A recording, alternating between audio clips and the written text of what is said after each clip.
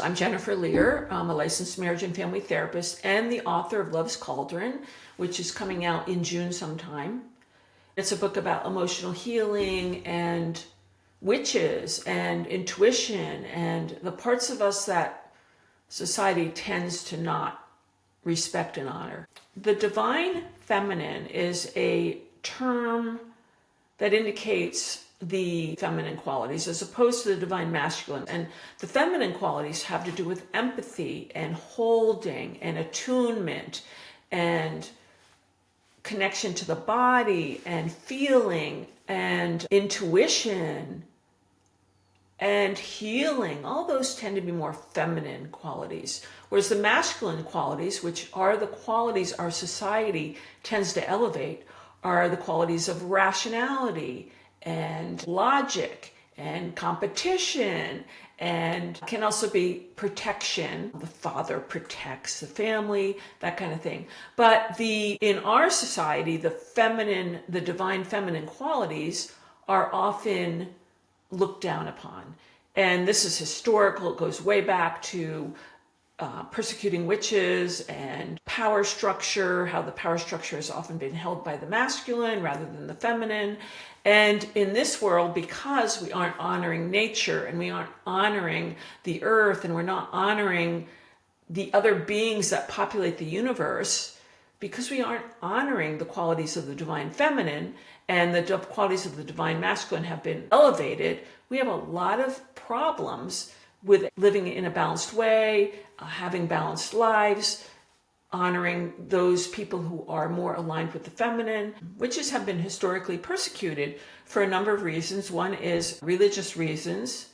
People who are highly tuned into guidance, receiving guidance from other realms, or just their own intuition, have a power. And way back when, even now, the powers that be don't want individuals to have that kind of power because they want to hold the power and they don't want a bunch of enlightened people fighting them. Also, people don't trust intuition, partly because a lot of people don't have clear intuition. So they haven't begun to separate out what is the voice of intuition, what does it sound like, versus the voice of fear, the voice of anger, the voice of prejudice, or the voice of criticism. Until you start separating out all your voices and your parts, you may not be that clear about what intuition is, what your intuition is, and how are you going to trust someone else's intuition if you don't even know what it is in yourself. There are people who are in touch with their intuition, and there are people who have a lot more confusion in their psyche and they are not sure what is an intuitive voice and what isn't. When people haven't been taught to develop their intuition, to understand their intuition, to honor their intuition, there's a lot of suspicion towards those who are different, the people who do have access into that area, because they don't understand it. And we are in a world where we are critical of what we don't understand. We're often afraid of what we don't understand. And one of our protective devices is to be critical of what we're afraid of. So let's talk about the world of channeling for a minute and talking to our guides. We have guides, and our guides may come through and help us in areas where we don't even know that's what's happening. So let's suppose you're a scientist. Take Einstein, who I believe he dreamed of E equals mc squared. Well, that was probably channeled. That probably came through a guide of his, a highly technical, scientific guide. And there's brilliance in that.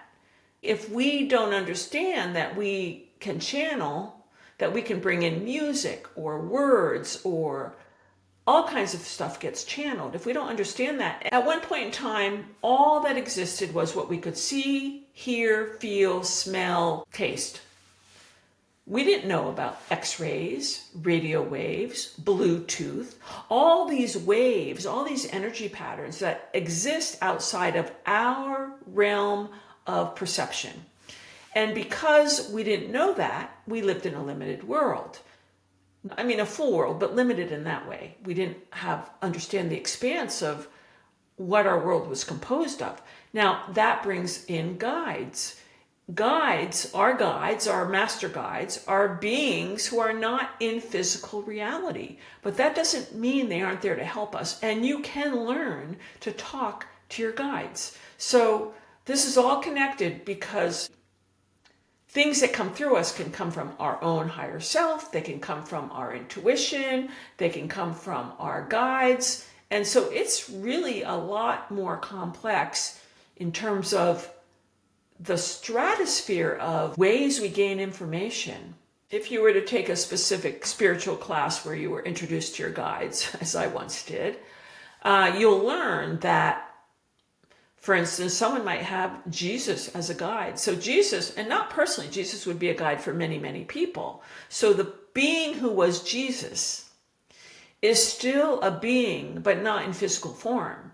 And that being can send messages of love or help you align yourself in a certain way. So there's many, many guides, and many great beings who are on the planet at one point in time are guides now, and they guide multiple people, and people have more than one guide. So you might have a guide who puts you in a certain direction. Let's suppose you're an artist. You might have a guide who helps you create your art, or you might have a guide who has put thoughts into your head to help you create new ideas to change what this physical reality is, to influence things. And so guides are beings that are big energies that are not embodied, and they are in a different dimension, but they are connected to us. To help people open to the concept that there are guides, that there are other dimensions, and also help open people up to this understanding of how important emotional healing is and what it can offer us, how important our feelings are. And because learning to connect with your guides is not a quick, simple thing. And not everybody will have that kind of access because we all have different talents. So emotional healing is extremely important because that is how we get rid of all the trauma and clutter and stuff. It's how we get rid of blocks to feelings. Let's suppose you're not healed and you are not very well versed in your feelings, and so you tend to avoid your feelings. And in your relationship, that's going to mean you avoid your partner's feelings, because what you avoid in yourself, you will also avoid in other people. And emotional healing is where we open up into what we've lived through, how it's affected us, how we can transcend it, how we can use it, so that we become grounded and whole and really can step into greater vulnerability and drop more of our defensiveness. So emotional healing is a continuous process where you deal with who you are, what you're feeling, where you get upset, why you get upset. And you are continually exploring and dialoguing with these parts of yourselves so that they become more solid and so they grow up. So parts of ourselves can grow up. Emotional healing has a relationship to clarity. When we haven't done the emotional healing work, we may not have a lot of clarity. In other words, we might have a part of ourselves that's very judgmental, or a part of ourselves that needs to be the most important person in the world, or a part of ourselves that is terrified, or a part of ourselves that is a bully. We have all these parts, and if we don't have emotional healing, we don't have clarity about what these parts of ourselves are and how they relate and how they impact our behavior and how we feel. And how do you trust your intuition when you're just a jumble? So parts work, which you can find in internal family systems and other things like voice dialogue. Parts work is deep psychological work where you're actually identifying parts of yourself. And you want to do that so that you can start organizing your inner world. And this will increase your clarity and your ability to hear your intuition. Now, I do know some people who, despite having quite a bit of disorganization in themselves, are still incredible channels. So it really has to do with your particular construct. Divination is the art of, we would say, predicting. And I don't really believe in predicting, but astrology can be used for divination. The I Ching can be, tarot cards can be. I'm sure there's other ways of using divination. But when you are using divination, you're trying to divine what is going to happen. I see divination a little differently. For me, divination is an opportunity to change your own energy and the energy of outcomes, because things aren't static. So predicting is not that reliable. So you would rather use divination therapeutically as opposed to predictively. You do not have to be a therapist to do self-work, and you can use the tarot cards to begin to understand, like, why did I get that card? What is that saying about me? How do I shift that energy? What do I need to do so this particular situation doesn't floor me? So it's more that process of looking, thinking, questioning, and allowing yourself to evolve and become more in touch with what's going on. Changing energy is something a lot of people do. If you pray, you are probably changing your energy from whatever it was to the act of praying. You may change your energy from fear to gratitude. Changing energy means we are shifting how our energy is. If you read David Hawkins' Power versus Force, the lower energies would be shame, the higher energies would be joy, and in between there's many, many different emotional states, but each one embodies an energy. What we want to do is get into the higher energies. I don't want to be hierarchical because it's not good, bad. It's more difficult versus not difficult. Emotional healing helps you change your energy. So instead of being traumatized, you might feel grateful. That's a big shift. So with blame, we get often into projection, where we take parts of ourselves that we have not owned and we put it on someone else. And it has to do with projection and splitting and all kinds of psychological terms. However, blaming means we aren't in touch with oneness. Oneness means that we are all connected and we are all part of something. It's not them versus us, it's we. And to move into a we consciousness, we can't be blaming.